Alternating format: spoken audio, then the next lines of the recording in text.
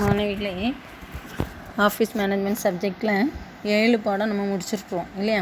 இப்போ 8வது பாடமாக ஊக்கப்படுத்துதல்ங்கிற தலைப்பில் பார்க்க போகிறோம். ஊக்கப்படுத்துதல் இது உனக்கு உன்னுடைய பாட புத்தகத்தில் பேஜ் நம்பர் 116 குறிப்பிடப்பட்டிருக்கு. மாணவிகளே, உன்னுடைய பாட தலைப்பை எடுத்துக்க, உன்னுடைய புக்கை எடுத்து வச்சுட்டு ஆடியோ கவனி. ஊக்கப்படுத்துதல் அப்படின்னா என்னங்கிறது உனக்கு தெரியணும். ஊக்கப்படுத்துதல்னால் என்ன சொல்லுவோம்? உற்சாகப்படுத்துதல், ஆர்வப்படுத்துதல், தெம்பூட்டுதல். இன்னும் உன்னுடைய ஆஃபீஸ் மேனேஜ்மெண்ட் வேர்டில் தெம்பூட்டுதல் அப்படின்னு அழைக்கிறோம். இந்த ஊக்கப்படுத்தல்னால் ஆர்வப்படுத்துதல், தெம்பூட்டுதல், உற்சாகப்படுத்துதல் அப்படிங்கிற தலைப்பின் கீழே நம்ம பார்க்க போகிறோம். உற்சாகப்படுத்துதல் அப்படின்னு சொல்லும்போது யாரை இங்கே உற்சாகப்படுத்தப்படணும், எதற்காக உற்சாகப்படுத்தப்படணும், உற்சாகப்படுத்தினால என்ன நன்மை, அவர்களை எவ்வாறு உற்சாகப்படுத்தலாம் அப்படிங்கிற தலைப்பில் பார்க்க போகிறோம். மாணவிகளே, யாரை உற்சாகப்படுத்தணும் அல்லது ஊக்கப்படுத்தணும் அப்படின்னு சொல்லும்போது ஒரு நிறுவனத்தில் பணிபுரியக்கூடிய பணியாளர்களை உற்சாகப்படுத்தணும் அல்லது ஊக்கப்படுத்த வேண்டும் அப்படின்னு சொல்கிறோம். ஏன் அவங்கள ஊக்கப்படுத்த வேண்டும்? நிறுவன மேலாண்மைனா என்னங்கிறது உனக்கு தெரியும் இல்லையா? மேலாண்மை என்பது ஒரு நிறுவனத்தினுடைய நோக்கம், குறிக்கோள்னு இருக்கும். இந்த குறிக்கோள்களை அடைவதற்காக குழுவாக இணைந்து அவங்க என்ன செய்வாங்கன்னா பணியாற்றுவாங்க இல்லையா? இந்த குழுவாக இணைந்து பணியாற்றக்கூடிய ஒரு செயல் மேலாண்மைன்னு சொல்கிறோம். அப்போ இந்த குழுவாக இணைந்து செயலாற்றுவதற்காக, நல்லா தெரிஞ்சுக்க, குழுவாக இணைந்து செயலாற்றுவதற்காக பணியாளர்கள் என்ன செய்யப்பட வேண்டும்? ஊக்கப்படுத்தப்பட வேண்டும். அப்போ இந்த பணியாளர்களை ஊக்கப்படுத்துவதற்காக நாம் பல்வேறு செயல்முறைகளை செய்யணும். ஊக்கப்படுத்தல் என்பது தட்டி கொடுத்து வேலை வாங்குறது. அதாவது எல்லா பணியாளர்களும் வேலை செய்யணுங்கிற முழு ஈடுபாடுடன் தங்களுடைய பணியை செய்ய மாட்டாங்க. அதுதான் நம்ம முந்தின பாடங்களெல்லாம் படிச்சிருக்கிறோம். நிறுவனத்தினுடைய நோக்கம் வேறாக இருக்கும், தனி மனிதனுடைய நோக்கம் வேறாக இருக்கும். இப்போ நம்ம வேலைக்கு நம்ம சம்பளம் வரணுங்கிற நோக்கத்தோடு தான் வருவோம். ஆனால் அதே நேரத்தில் ஒரு நிறுவனத்தினுடைய உரிமையாளர் அல்லது மேலாளர் அவர் என்ன நோக்கத்தோடு செயலாற்றுவார்னா அதிக அளவு லாபம் ஈட்ட வேண்டும், இடர்கள் இல்லாதபடி தடைகளை களைந்து வெகு விரைவில் பணி முடிக்கப்பட வேண்டுங்கிற நோக்கத்தோடு சுறுசுறுப்பாக செயல்படுவாங்க இல்லையா? அப்போ அந்த நிறுவன நோக்கத்திற்கு ஏற்ப ஒரு பணியாளருடைய நோக்கத்தை மாற்றி அமைக்கப்பட வேண்டுமே ஆயின் அங்கே என்ன அவசியம்? பணியாளர்கள் ஊக்கப்படுத்தப்பட வேண்டும், உற்சாகப்படுத்தப்பட வேண்டும். மாணவிகளே, ஒன்று நீ எடுத்துக்க, நீ ஒரு ஆவரேஜ் ஸ்டூடெண்ட்டாக இருக்கலாம் சரியா? இப்போ நீ ஆவரேஜ் ஸ்டூடெண்ட்டாக இருக்கும் பொழுது நீ 500க்கு 450 மதிப்பெண்களுக்கு மேலே எடுக்கிறது கஷ்டம். ஒரு 350 to 400 எடுப்பா ஒரு ஆவரேஜ் ஸ்டூடெண்ட் அப்படிங்கும். ஆனால் ஒரு வகுப்பாசிரியருங்கிற முறையில் நானோ அல்லது உன்னுடைய பேரண்ட்டோ உன்னை என்ன செய்யணும்னு நினைக்கலாம்?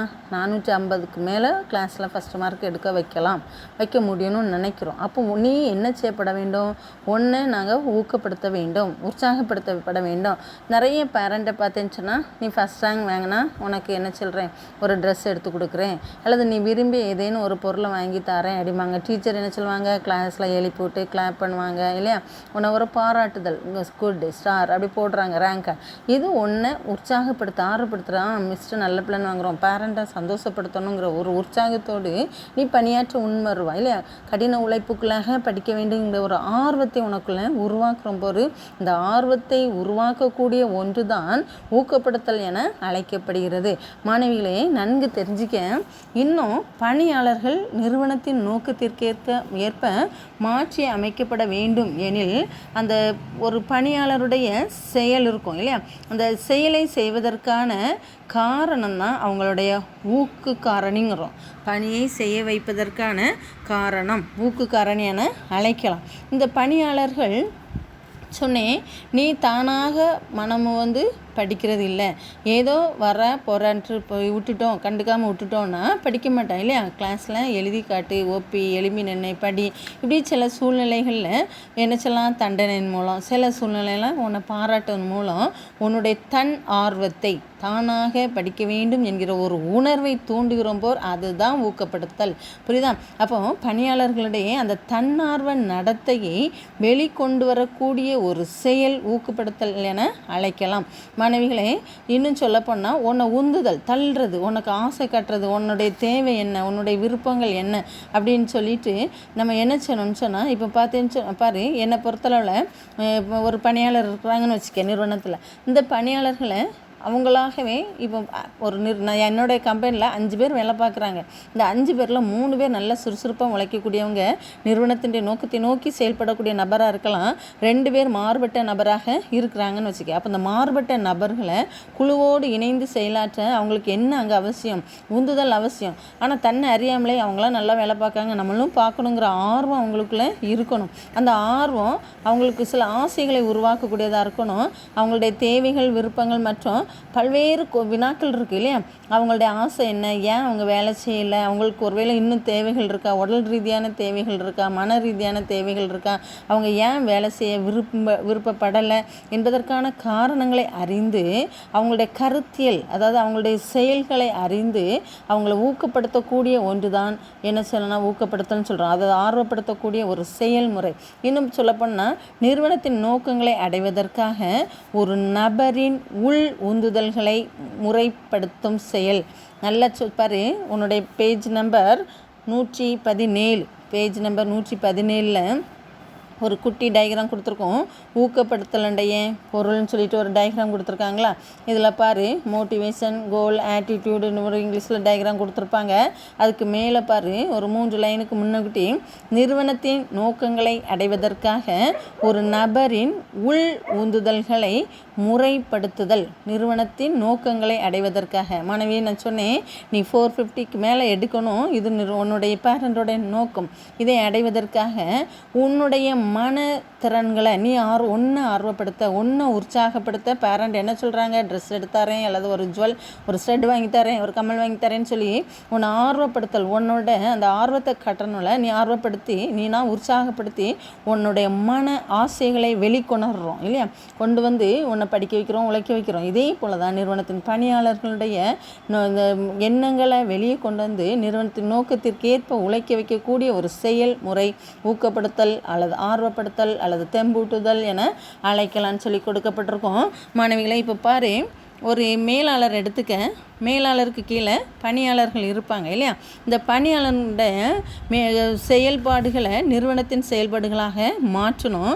இப்போ இந்த சூழ்நிலையில் ஒரு மேலாளர் தன்னுக்கு கீழ் ஒப்படைக்கப்பட்ட பணியாளர்களின் பணித்திறனை மேம்படுத்தக்கூடிய வழிமுறையே.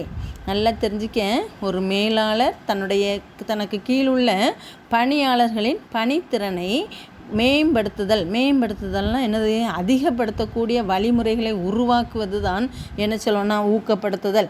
மேலாளர் இருக்காங்க, கீழ் பணியாளர்களை நிறைய வேலைகளை செய்வதற்காக அவங்களுக்கான வழிமுறைகளை உருவாக்கக்கூடிய ஒரு செயல்பாடை செய்யக்கூடிய நபராக கருதப்படுறாரு. எனவே இந்த மேலாளர் பணியாளருடைய பணித்திறனை மேம்படுத்தும் வழிமுறைகளை உள்ளடக்கியதை ஊக்கப்படுத்தல் என அழைக்கலாம்.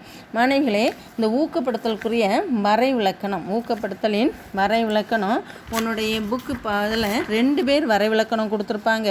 உன்னுடைய புக் எடுத்துக்க, பேஜ் நம்பர் 118, பேஜ் நம்பர் 118 பாரு. ஊக்கப்படுத்துதல் வரைவிலக்கணம் நம்மளுடைய ஹூனர்ஸ் ஓடானல் ஒரு வரைவிலக்கணம் கொடுத்துருக்கிறாரு. வில்லியம் ஜி ஸ்காட் என்பவர் ஒரு வரைவிலக்கணம் கொடுத்துருக்குறாங்க. நீ ஹூனர்ஸ் ஓடானல் வரைவிலக்கணம் மட்டும் மனப்பாடம் பண்ணி படித்து எழுது. பாருமா, இந்த ஹூனர்ஸ் ஓடானல் என்ன சொல்கிறாருன்னு உன்னுடைய புக்கையும் எடுத்து பாரு. ஊக்கப்படுத்தல் என்பது ஒரு நபர் அல்லது குழுவினரை பணிபுரிய தூண்டும் செயல்.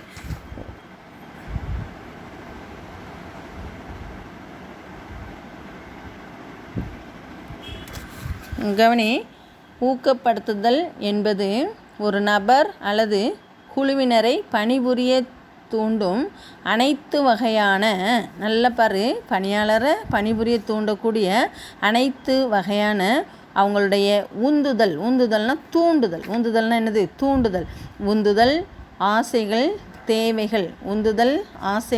தேவைகள், விருப்பங்கள் மற்றும் ஒத்த விசைகளை குறிக்கும் பொதுவான சொற்கூறு. அதாவது பணியாளர்களை வேலை செய்ய வைக்கணும், புரியுதா? குழுவினரை பணிபுரிய தூண்டக்கூடிய எந்த வகையிலாலும் ஒரு ஆர்வம், புரியுதா? ஒன்று தூண்டுறோம், ஆசைகளை உருவாக்குறோம், தேவைகளை என்ன செய்கிறோம், திருப்திப்படுத்துகிறோம், அவங்களுடைய விருப்பங்களை செய்து கொடுக்குறோம். எனவே இத்தனை வசதிகளையும் சொல்லி செய்து கொடுத்து பணியாளர்களை பணிபுரிய வைக்கிறோமே, பணிபுரிய தூண்டுகிறோமே. இந்த பணிபுரிய தூண்டக்கூடிய ஒரு செயல் ஊக்கப்படுத்தல் என ஹூனர்ஸ் ஓடானல் சொல்லியிருக்கிறாங்க. மனப்படம் படித்து எழுதிக்க. அடுத்த வர விளக்கணத்தை பாருமா. வில்லியம் ஜி ஸ்காட் என்பவர் என்ன சொல்கிறான்னு சொன்னால், மக்கள் நோக்கங்களை அடைய செயல்பட தூண்டும் செயல்முறை. அதாவது ஊக்கப்படுத்தல் என்பது பணியாளர்களை, மக்களை என்பது இங்கே யாரை குறிக்குது? பணியாளர்களுடைய செயல் என்ன? நிறுவனத்தின் நோக்கங்களை அடைய வேண்டும். இந்த நிறுவனத்தின் நோக்கங்களை அடைய செயல்பட தூண்டும் செயல்முறை. இதுதான் உன்னுடைய நல்ல சரியான கருத்து. ஒரு நிறுவனத்தினுடைய நோக்கங்களை செயல்பட தூண்டும் செயல்முறை. ஒரு நிறுவனத்தின் நோக்கங்களை அடைய பணியாளர்களை செயல்பட தூண்டும் ஒரு செயல்முறை ஊக்கப்படுத்தல் என வில்லியம் ஜி ஸ்காட் என்பவர் கூறியிருக்கிறார். மாணவிகளே, அடுத்ததாக உன்னுடைய புக்கை பேஜ் நம்பர் 117க்கு திருப்பிக்க. 117 இந்த ஊக்கப்படுத்துதலுடைய செயல்முறைகள்னு சொல்லி கொடுக்கப்பட்டிருக்கோம். ஊக்கப்படுத்தலின் செயல்முறைகள். மாணவிகளே, இதில் ஃபஸ்ட்டு பாயிண்ட் பாரு, தேவை அப்படின்னு சொல்லி கொடுக்கப்பட்டிருக்கோம். இந்த தேவை அப்படின்னு சொல்லும்போது என்ன தெரியும் அப்படின்னு சொல்லும்போது, ஓர் பணியாளர்களுக்கு அவங்களுடைய அதாவது ஒரு செயலை தூண்ட போகிறோம். இப்போ நீ தான் ஒரு பணியாளர்னு வச்சுக்க, என்னுடைய கம்பெனியில் உன்னுடைய தேவை அல்லது எதிர்பார்ப்பு என்னங்கிறது எனக்கு தெரிஞ்சிருக்கணும் இல்லையா? உன்னுடைய தேவையும் உன்னுடைய எதிர்பார்ப்பும் என்னன்னு தெரிஞ்சிருந்தால் தான் உன்னை நான் என்ன செய்ய முடியும், பணிபுரிய வைக்க முடியும். உனக்கு எந்த தேவையும் இல்லை, எந்த எதிர்பார்ப்பும் இல்லை, அதாவது தேவைன்னு சொல்லும்போது சப்போஸ் உனக்கு உணவு, உடை, உறைவிடம் உன்னோட அத்தியாவசிய தேவையே இல்லாத பட்சத்தில் நீ என்ன நினைப்பா? என்ன வேலை கொடுத்தாலும் நம்ம செய்து நம்மளுடைய அத்தியாவசிய தேவைகள் நிறைவேற்றப்படணும்னு கடின உழைப்புக்காக நீ வருவா. அப்போ நான் என்ன செஞ்சிடலாம், உனக்கு உணவு, உடை, உறைவிடம் கொடுத்து உன்னை வேலை செய்ய வச்சிடலாம். புரியுதமா? அதே நேரத்தில் உனக்கு எதிர்பார்ப்பு இருக்குது, உணவு, உடை, உறைவிடம் அடிப்படை தேவை இருக்குது. இன்னும் இப்போ புரியுதா? உனக்கு அடிப்படை தேவை அதாவது அத்தியாவசிய தேவை இருக்குது. அடுத்து உன்னுடைய கல்விக்காக, உன்னுடைய எதிர்கால பாதுகாப்புக்காக தேவையான அடுத்த ஸ்டெப் உனக்கு தேவைப்படலாம். இப்போ இந்த தேவையை உனக்கு என்னன்னு தெரிஞ்சுனா அப்போ நினச்சேன்னா உன்னுடைய எதிர்பார்ப்பு என்ன? உன்னுடைய பிள்ளைங்களுடைய கல்வி, உன்னுடைய பாதுகாப்பு ஃபியூச்சரில் என்ன வேணும்னு சொல்லிட்டு உன்னுடைய பணத்தை சேவ் பண்ணணுங்கிறத நிற்கிறான். இப்போ சாதாரணமாக ஒரு மனுஷன் சைக்கிளில் போகிற மனுஷனுக்கு என்ன தேவை இருக்கும்? ஸ்கூட்டி தேவை இருக்கும். ஸ்கூட்டியில் வச்சுருக்கவங்களுக்கு என்ன தேவை இருக்கும்? கார் ஆசைப்படுவாங்க. இப்படி ஒன்று தேவைகள் ஒன்று சார்ந்துள்ளவை. அப்போ ஒரு பிரிதொரு எதிர்பார்ப்பை அவன் எதிர்பார்த்து என்ன செஞ்சுருப்பாங்க, வேலைக்கு வந்திருப்பாங்க. அப்போ முதல் எதிர்பார்ப்பு அவங்களுடைய தேவை என்னென்னு தெரிஞ்சு நிறைவேற்றும். தேவைக்கு அடுத்தாற்போல் அவங்களுடைய எதிர்பார்ப்பு என்னென்னு தெரிந்து அதை நிறைவேற்றும் பொழுது தான் ஊக்குவிக்க முடியும். ஒரு குறிப்பிட்ட பணியாளர்களுக்கு எந்தவித தேவைகளோ அல்லது எதிர்பார்ப்புகளோ இல்லாத பட்சத்தில் என்ன செய்ய முடியாது, ஊக்குவிக்க இயலாது. அப்போ ஒரு பணியாளருக்கு என்ன இருக்கணும்? தேவையும் இருக்கணும், அவங்களுடைய எதிர்பார்ப்பு இருக்கணும். நம்மலாம் இப்போ ஏன் வேலையை தேடுறோம், எதற்காக வேலைக்கு வாரோம்? தேவைகள் இருக்குது, எதிர்பார்ப்புகள் இருக்குது இல்லையா? இப்போ என்ன எடுத்துட்டேன்னு சொன்னால், ஒருவேளை என்னுடைய அத்தியாவசிய தேவைகள் நிறைவேற்றப்பட்டிருக்கலாம், ஆனால் என்னுடைய எதிர்பார்ப்பு, பாதுகாப்பு தேவை, அந்தஸ்து தேவைக்காக நான் என்ன செய்யலாம், வேலைக்கு வரலாம். அப்போ என்னுடைய எதிர்பார்ப்பு புரியுதா உனக்கு? அதாவது தேவை இன்னும் அவங்களுடைய என்ன செய்கிறோன்னா எதிர்பார்ப்பு, இந்த ரெண்டு இருக்கிறனால தான் ஒரு பணியாளர்களை நம்ம பணி செய்ய வைக்க முடியும். எனவே அந்த தேவையும் எதிர்பார்ப்பும் இல்லாத பட்சத்தில் அந்த நிறுவன பணியாளர்களை நம்ம என்ன செய்ய முடியாது, ஊக்குவிக்க இயலாது. அந்த ஊக்குவிப்பதற்கு அடிப்படையாக அதாவது பேசிக் கான்செப்டே அப்போ என்ன தான், பணியாளருடைய தேவை ப்ளஸ் எதிர்பார்ப்பு. இந்த தேவையும் எதிர்பார்ப்பும் எப்போ ஒரு பணியாளருக்கு இருக்குதோ அப்போ தான் அவங்கள என்ன செய்ய முடியும், அவங்களுக்கு அதை அளித்து தேவைகளை கொடுப்பதன் மூலமாக எதிர்பார்ப்புகளை நிறைவு செய்வதன் மூலம் ஊக்கப்படுத்த முடியும். எனவே இப்போ சப்போஸ் பாரு சொன்னோம், இதுக்கு உன்னுடைய புக்லையும் கூட எடுத்துக்காட்டு உணவு கொடுத்துருப்பாங்க. ஒரு உணவுக்கு அதாவது டெய்லி அன்றன்றுள்ள சாப்பாட்டுக்கே வழி இல்லாத ஒரு குறிப்பிட்ட நபருக்கு ஒரு வேலை கிடைக்குன்னு சொல்லும்போது அவங்க எவ்வளோ ஆர்வமாக தியாகமாக வேலை செய்வாங்கன்னு யோசித்து பாரு. அந்த உணவுக்காக ஓடி, தன்னுடைய தேவைக்காக ஓடி வேலையை செய்வாங்க. நிறுவன பணியாளர்களுடைய தூண்ட முடியும். அப்போ அந்த உணவை கொடுக்குறனால இப்போ ஒன்றும் கிடையாது, ஏன் ஐடி நீ நினைப்பேன் ஐடி கம்பெனியில் நிறைய சேலரியும் கொடுக்குறாங்க, பட் அதே நேரத்தில் இலவச சாப்பாடுலாம் கொடுக்குறாங்க. அந்த இலவச சாப்பாடு அவங்கள்ட்ட சாப்பாடுக்காக வழி இல்லாமல் அல்ல, அந்த சாப்பாடு கொண்டு கொடுக்குறதுனால அவங்களுக்கு ஒரு மன ஆறுதல், ஒரு தேவை. காலையிலே எழும்பி சமையல் பண்ணிட்டு 6 மணிக்கும் 7 மணிக்கும் வர்ற நேரத்தில் அது கேன்டீனில் அவங்களுக்கு ஃப்ரீ அவைலபிள் அல்லது குறைஞ்ச ரேட்டுக்கு அவைலபிளாக இருக்கும் பொழுது இன்னும் ஆர்வமாக என்ன செய்வாங்க, உழைக்க முன் வருவாங்க. எனவே ஒரு குறிப்பிட்ட பணியாளருடைய தேவை என்ன, அவங்களோட எதிர்பார்ப்பு என்னன்னு தெரிந்தால் அவர்களை சரியான முறையில் ஊக்குவிக்கலாம். எனவே தேவையும் எதிர்பார்ப்பும் அடிப்படை காரணியாக, அதாவது எதற்கு அடிப்படை காரணி, ஊக்குவிப்பதற்கு அடிப்படை காரணியாக கருதப்படுகிறது தேவை. மாணவிகளே, நம்ம என்ன தலைப்பில் படிக்கிறோம்? 5 மார்க் கொஸ்டின், இம்பார்ட்டன்ட் கொஸ்டின், ஊக்கப்படுத்தலின் செயல்முறைகள். தேவை படிச்சிருக்கோம். தேவை என்பது ஒரு பணியாளர்களுக்கு என்ன இருக்கணும், தேவையும் எதிர்பார்ப்பு இருக்கணும். தேவையும் எதிர்பார்ப்பு இல்லாத பட்சத்தில் ஊக்கப்படுத்த இயலாது. ஊக்கப்படுத்துவதற்கு அடிப்படை தேவையாக தேவையும் எதிர்பார்ப்பு இருக்கணும். எடுத்துக்காட்டு உணவு கொடுக்கப்பட்டிருக்கும். அடுத்து 2வது பாயிண்டில் உந்துதல் அல்லது செயல். நல்லா பாரு, உன்னுடைய புக்கு பார்த்தேன்னா பேஜ் நம்பர் 118 உந்துதல் பார் செயல்னு கொடுத்துருக்கோம். உந்துதல் தூண்டுதல் அப்படின்னு அர்த்தம். செயல்பட வைத்தல். உந்துதல் என்பது செயல்பட வைத்தல். மாணவிகளே பாரு, அதாவது நம்ம எப்போ நம்ம தூண்டப்படுவோம், எப்போ உந்தப்படுவோம்? இப்போ பாரு, நீ ஒரு டிகிரியை முடிச்சிட்டா ஒரு 2 வருஷம் வீட்டில் வேலை இல்லாமல் இருக்கிறான்னு வச்சுக்க, நமக்குள்ளே உள்ளான ஐயோ நமக்கு படிச்சிட்டோம், வேலையிலேயேன்னு உனக்குள்ளே ஒரு இதயத்துக்குள்ளே ஒரு உந்துதல் இருக்கும், தூண்டுதல். எங்கேயாலும் வேலை தேடணும், ஏதாலும் ஒரு குறைஞ்ச வேலை, ஒரு 5000த்துக்காண்டி, ஒரு 10,000த்துக்காக, ஒரு குறைஞ்ச வேலைக்காண்டி ஒரு ப்ரைவேட் இன்ஸ்டிடியூஷனில் நம்ம என்ன செய்யணும், வேலை செய்யணும் அப்படின்னு சொல்லிட்டு நம்ம என்ன பண்ணுவோம்னு சொன்னால் வேலையை தேடி போவோம். புரியுதாம்மா? இப்போ இந்த வேலையை தேடி போகிறோம்ல, இந்த வேலையை தேடுதல் எதற்காக வேலையை தேடுறோம்? நம்மளுடைய எதிர்பார்ப்பு அல்லது தேவையை பூர்த்தி செய்வதற்காக நாம் என்ன செய்யப்படுகிறோம்? உந்தப்படுகிறோம், தள்ளப்படுகிறோம், தூண்டப்படுகிறோம். புரியுதா? நம்மளுடைய எதிர்பார்ப்புனால நம்மளுடைய செயல் மாற்றப்படுறோம். எனவே தேவை ஏற்படும் பொழுது நம்ம மக்கள் அனைவருமே நம்ம என்ன செய்கிறோம்? அதை உந்தப்படுகிறோம் இல்லையா? இப்போ நல்ல ஒரு வேலை பார்த்துட்ருக்குறோம், நல்ல ஒரு சம்பளம் வாங்கிட்டு இருக்கோம். இதை விட ஒரு ஹை ப்ரொமோஷன் எனக்கு ஒன்று வருதுன்னா நான் எதிர்பார்ப்பேனா, பார்க்க மாட்டேனா? நிச்சயமாக எதிர்பார்ப்போம். காரணம், அதன் மூலம் கூடுதல் சேலரி, அந்தஸ்து எல்லாம் இருக்கும். அப்போ அந்த எதிர்பார்ப்புக்காக புரியுதா உனக்கு? அப்போ அந்த எதிர்பார்ப்பிற்காக நாம் என்ன செய்கிறோன்னா உந்தப்படுகிறோம் அல்லது செயல்பட தூண்டுகிறோம், செயல்பட வைக்கிறோம். எனவே ஒவ்வொரு பணியாளர்களும் உந்துதல் என்பது செயலை சார்ந்தது. அவங்களோட எதிர்பார்ப்பை தொடர்ந்து மக்கள் வேலையை தேடி போயிடுறாங்க இல்லையா? அந்த உந்துதல்னால எப்போ எதிர்பார்க்குறோம், நமக்கு வருமானம் வரணும் இல்லையா, நம்ம போஷிக்கப்படணும், நம்மளுடைய தேவைகள் சந்திக்கப்படணும் என உந்தப்படுகிறோம். உந்துதல் இருப்பதினால்தான் வேலை தேடுகிறோம். புரியுதா? வேலை தேடுகிறோம். உந்துதல் இல்லாட்டா வேலை தேட மாட்டோம். வேலை தேடின அப்புறம் தான் நமக்கு என்ன செய்யப்படுதாங்க, ஊக்கப்படுத்தப்படுது, ஆர்வப்படுத்த. அந்த உந்துதலே நமக்கு ஆர்வப்படுத்தல். வேலைக்கு போகணுங்கிற என்ன இருந்தேன்னா 5000 ரூபாய்க்கு கொடுத்து ஐயோ நம்ம இவ்வளோ நாள் வேலை இல்லாமல் இருந்தோம், இப்போ வேலை கிடச்சிருக்கு அப்படின்னு சொல்லிட்டு நீ என்ன பண்ணுவ? ஆர்வமுடன் பணியாற்றுவான். புரியுதா? எனவே உந்துதல் என்பது தூண்டுதல் அல்லது செயல்பட வைக்கிறது இல்லையா? செயல்படுகிறது. லாஸ்ட்டாக ஊக்குவிப்புகள்னு கொடுத்துருக்கோம். மாணவிகளை கேளு. ஊக்குவிப்புன்னு சொல்லும்போது பாரு, அக்கௌண்டன்சி கணக்கில் போர்டில் செஞ்சு போட்டுட்டு அதே பயிற்சி கணக்கு ஏமா புக்கு எக்ஸசைஸ் நம்பர் எடுத்து செய்யி, இதே மாடலில் செஞ்சுட்டு வா. ஃபஸ்ட்டில் செஞ்சிடுவாங்களுக்கு நம்ம என்ன செய்வோம்? குட் போடுவோம், வெரி குட் போடுவோம், அப்புறம் குட் போடுவோம் கொஞ்சம் பேருக்கு இல்லையா? இது உனக்கு நமக்கு அப்போ நாங்கள் எதற்காக போடுவோம்? பரவாயில்ல, பிக்கப் பண்ணிட்டா புரிஞ்சிட்டா குட். இந்த குட் போடுறதுல உனக்கு உள்ள உன் இருதயத்திற்குள்ள ஒரு பூரிப்பு ஏற்படுமே, அந்த உற்சாகம் ஏற்படுமே. இது மேலும் மேலும் உனக்கு என்ன செய்யிருக்கும்? அந்த பாடத்தை கவனிக்கணும், மேலும் மேலும் ஆர்வமுடன் படிக்க உன்னை தூண்டுகிறது இல்லையா?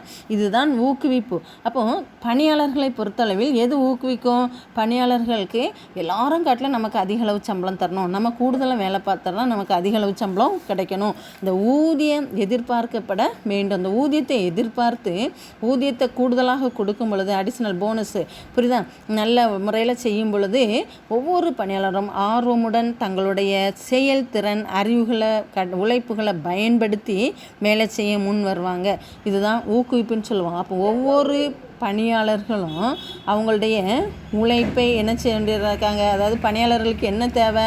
அறிவும் திறனும் இருக்கும் இல்லையா? ஒவ்வொரு பணியாளருக்கும் அறிவும் திறனும் இருக்கும். இந்த அறிவும் திறனையும் அவங்களுடைய உழைப்புனால் என்ன செய்ய வந்துடுறாங்க, கம்பெனியில் வந்து விற்பனை செய்யணும். இப்போ நான் இருக்கிறேன்னு சொன்னால் நான் ஒரு பணியாளர். இந்த பணியாளர் இப்போ சாதாரணமாக இது டீச்சிங் பண்ணி ரொம்ப ஹார்ட் ஒர்க்காக இருக்காது. இதே நேரத்தில் நான் ஒரு ஃபேக்ட்ரியில் போய் பணியாற்றணும்னு நினைக்கிறேன். இந்த சூழ்நிலையில் என்னுடைய உழைப்பு எப்படி வரும், எனக்கு இருக்கிற அறிவு திறனால் நான் உழைக்க போகிறேன். புரியா? அப்போ இந்த அறிவு திறனை வைத்து நான் உழைக்க வர்றேன். அப்போ என்னுடைய அறிவும் திறனும் எங்கே விற்பனை செஞ்சிடப்படுது, உழைப்புக்காக ஒரு குறிப்பிட்ட ஃபேக்ட்ரியில் என்ன செய்யப்படுது, விற்பனை செய்யப்படுகிறது. இப்போ இந்த விற்பனை செய்யப்படும் பொழுது நல்லா தெரிஞ்சிக்க, அவர்களுக்கு என்ன தேவை, ஊக்கம் தேவை. நான் சொன்னேன், என்னுடைய பணியாளராகிய நான் ஒரு ஃபேக்ட்ரியில் போய் வேலைக்கு போகிறேன். நான் வந்து அறிவும் திறனும் பெற்ற நபர். எனக்குள்ள என்ன செஞ்சுருக்கு, உழைக்கும். என் உழைப்பை எங்கே கொண்டு வித்துடுறேன், என்னுடைய அறிவு திறனெல்லாம் விற்பனை செய்கிறது, தொழிற்சாலையில் விற்கிறேன். அப்போ என்னுடைய அறிவு, என்னுடைய திறன், என்னுடைய உழைப்பு மூன்றையுமே நான் எங்கே தியாகம் பண்ணுறேன், ஒரு நிறுவனத்திற்காக தியாகம் பண்ணுறேன். அப்போ நிறுவனத்திற்காக தியாகம் பண்ணி உழைக்கக்கூடிய ஒரு சூழ்நிலையில் பணியாளராகிய நான் என்ன செய்யப்பட வேண்டும், ஊக்குவிக்கப்பட வேண்டும். எனவே ஊக்குவிப்பு ஒரு குறிப்பிட்ட நிறுவனத்தில் பணியாற்றக்கூடிய பணியாளர்களுக்கு அவசியம். எனவே பணியாளருடைய பணி வாழ்வு தர மேம்பாடு அடைவதற்காக பணியாளர்கள் பணத்தின் மூலமாகவோ அல்லது அவர்களுக்கு கொடுக்கக்கூடிய கௌரவம் அந்தஸ்தின் மூலமாகவோ பணியாளர்கள் என்ன செய்யப்பட வேண்டும், ஊக்குவிக்கப்பட வேண்டும். மாணவிகளை, ஊக்கப்படுத்தலுடைய செயல்முறைகளை பற்றி பார்த்தோம். தேவை, உந்துதல் அல்லது செயல், ஊக்குவிப்பு 5 மார்க்கு. இதில் வர நம்ம படித்தது ஊக்கப்படுத்தல்னா காமனாக உள்ள பொருள் படித்தோம், வரைவிலக்கணம் படித்தோம், அதனுடைய செயல்முறைகள் பார்த்துருக்குறோம். நெக்ஸ்ட்டு செகண்ட் வீடியோவில் பார்க்கலாம்.